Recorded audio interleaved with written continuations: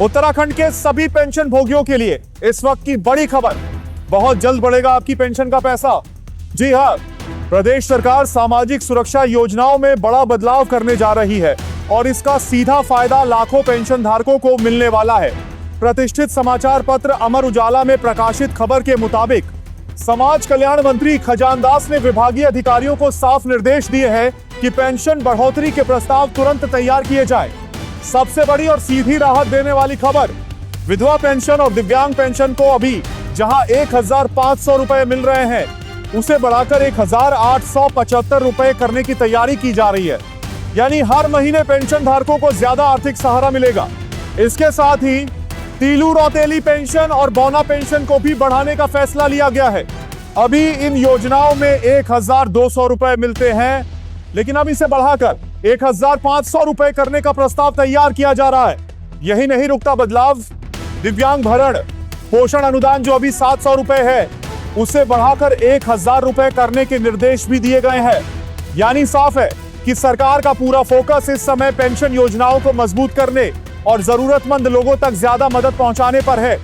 विधानसभा स्थित सभागार में हुई उच्च स्तरीय समीक्षा बैठक के दौरान मंत्री ने अधिकारियों को सख्त निर्देश दिए कि पेंशन और कल्याणकारी योजनाओं का लाभ सही लोगों तक बिना किसी गड़बड़ी के पहुंचे। इसके साथ एक और बड़ा प्रस्ताव तैयार हो रहा है। सरकार अब पेंशन और अन्य योजनाओं की आय सीमा को भी बढ़ाने जा रही है। अभी यह सीमा 4,000 रुपए है, जिसे बढ़ाकर 6,000 रुपए करने की तैयारी है। इसका मतलब साफ है कि अब ज्यादा लोग इन योजनाओं के दायरे में आ सकेंगे और पेंशन का लाभ ले सकेंगे। अंतरजातीय विवाह योजना में भी बड़ा बदलाव।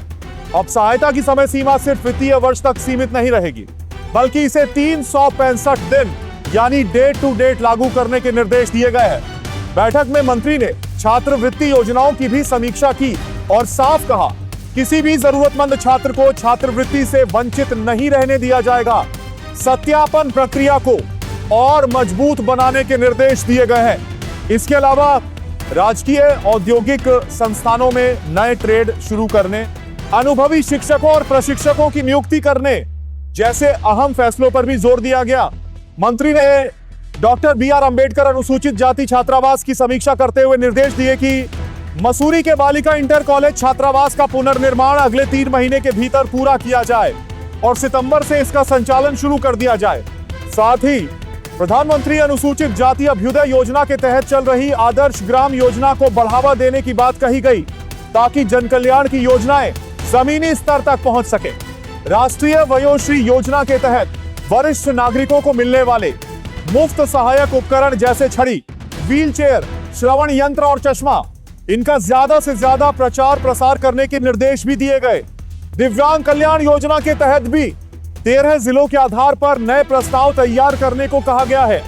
इस अहम बैठक में सचिव श्रीधर बाबू, अपर सचिव प्रकाश चंद्र, निदेशक संदीप तिवारी और जनजाति कल्याण निदेशक संजय टोलिया समेत कई अधिकारी मौजूद रहे।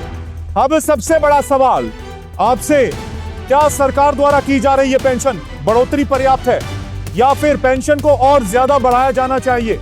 कमेंट करके जरूर बताएं आपकी क्या राय है। वीडियो को लाइक और ज्यादा से ज्यादा शेयर करें और कमेंट में लिखें, पेंशन बढ़ोतरी ठीक है या और बढ़नी चाहिए।